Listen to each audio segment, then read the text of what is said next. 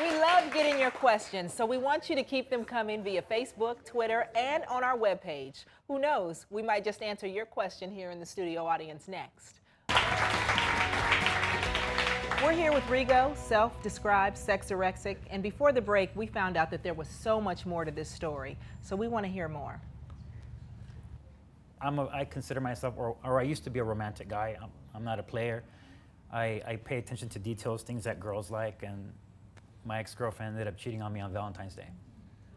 I mean, I said, just leave for a few hours. I'm going to set the house up, something romantic for you. And I had all kinds of stuffed animals, chocolate. I made her dinner, so when she got home, she'd see candlelight dinner. And then for 4 days, she disappeared. I had no idea. Calling her, texting her, paging her, everything you can think of. And I eventually had to file a missing persons report. I found out later on that she was with one of her ex-boyfriends. She said I was too nice. I've gotten that probably about 5 times in my life. You're too nice. I thought you were more of a bad boy. I thought you were a little tougher.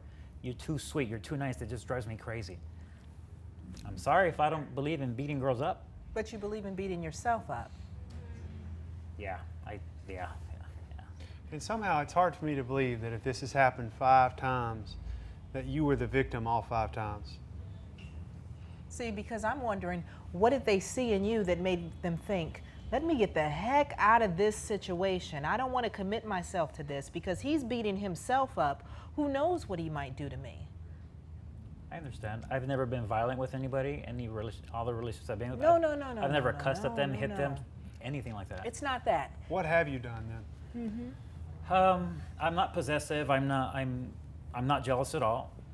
I gotta call on the jealous. I don't know. Please. I'm sorry.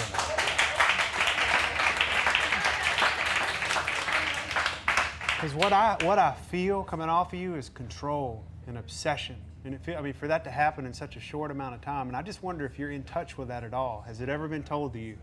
You go overboard. You go over the top. I don't know.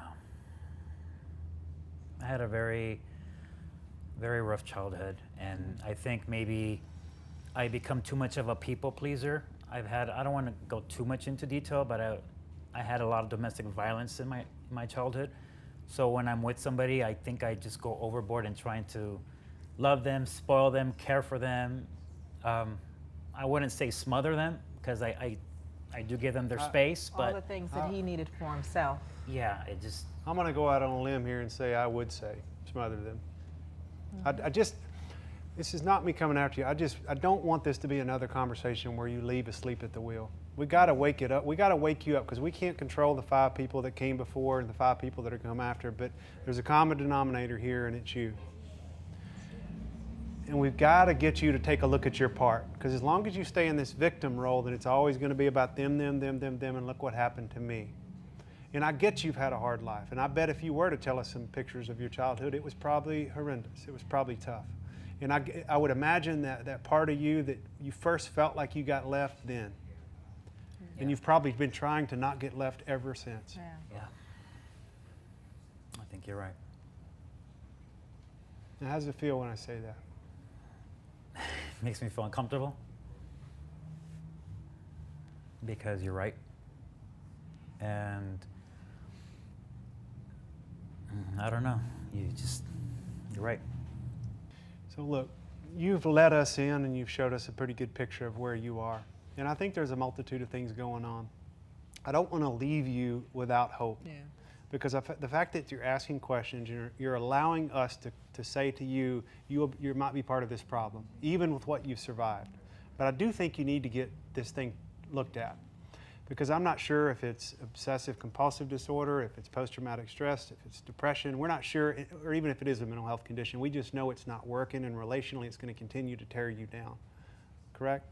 Right. You know, you said you'd like a better understanding of your mental health, and I believe we can help with that. So what we've arranged is an assessment with Dr. Jeff Ball. And he founded the Psychological Care and Healing Treatment Center in Los Angeles.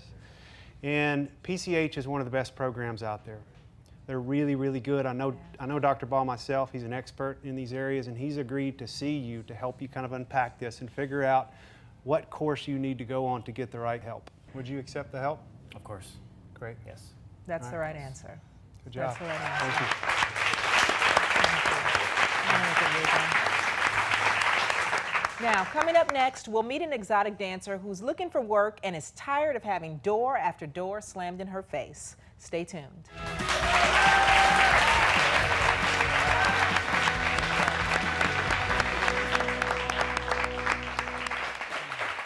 We love getting your questions, so we want you to keep them coming via Facebook, Twitter, and on our webpage. Who knows, we might just answer your question here in the studio audience next.